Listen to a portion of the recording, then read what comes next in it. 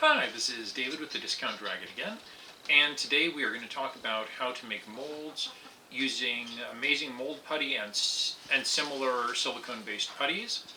And we're going to be making molds that are larger than the directions recommend. Now, generally they recommend using a small quantity of mold putty and only making molds of very small objects.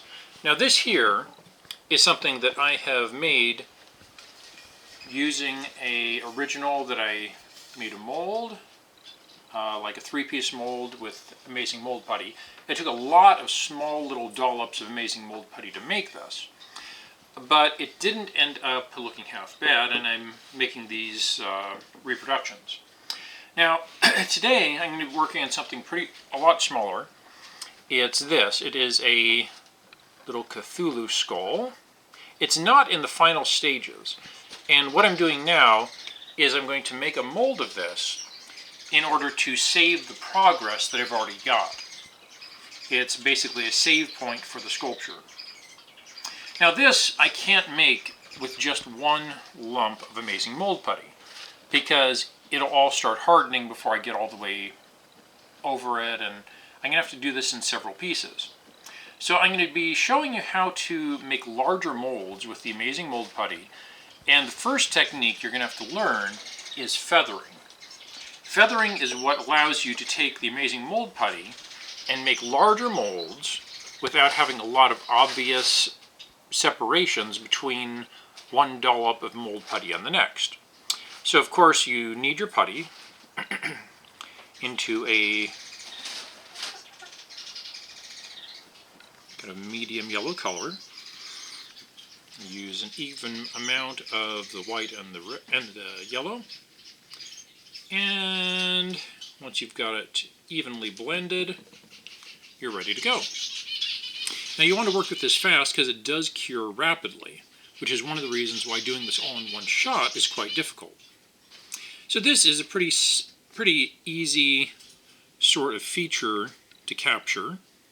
So you put that in there and it's captured, but you're going to have to add more onto it. So the important thing is you go down to the end and you feather it out super, super fine.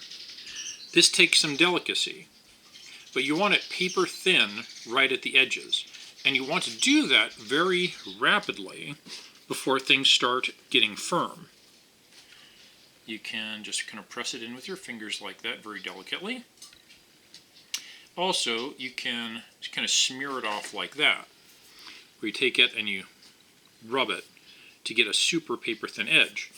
Another technique you can use so that your fingers don't stick to things is to just take a piece of grocery store bag like this and use it to rub down the edges so they're nice and fine, and you don't have to worry about your finger pulling the edge back up again because there's no contact between your finger and the mold putty.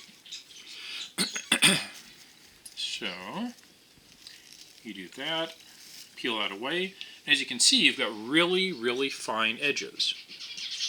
Now this piece over here I had done previously, and it's already cured. It doesn't take long, but for the purposes of the video, I figured to set it up. And then you just take your next piece of mold putty, and we're going to knead this back to an even color. And if you look, this one also I did in a very, very fine manner along the edge. I didn't worry so much about this because it's not capturing detail, and you're not going to have to worry about blending it into the next piece. Now, when you're making a mold, you do have to keep in mind where you're going to make the separations for the different pieces of the mold if you're making more than a one-piece mold. So, at the moment, I'm just going to show you adding on another piece of putty. This one's nice and blended. Just push it onto there, make sure there's good contact so that you're getting a lack of a seam between the two pieces. So, adding this in. Getting it nice and fine along the edge, like super fine. And you want to make sure your finger doesn't lift that up in the process, because once you start getting loose pieces flapping around, you're very unlikely to get this right, and you're not going to get rid of these seams. So once again, The center portion of it, we're not really worried with it being homogeneous and flat because it doesn't really matter. We're going to be adding extra pieces on in the end anyway. But we are getting the edges nice and smooth and feathered. So I'm going to take a closer look at this. That looks pretty good. This piece here doesn't need to be there, so we'll get rid of that. And that's a little uneven, and that could be a little better. Oh, and that there. Needs a little more. So, not bad. Now you don't want to mess with it too much after you've got it there. You want to let it cure, and then you keep adding pieces until you've got your first piece of the mold done.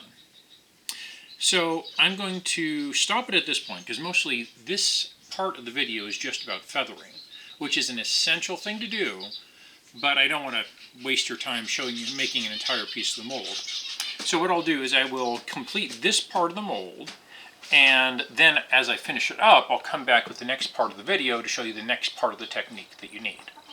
So this is step 1, which is building up the mold and feathering the edges. And I'll see you in step 2.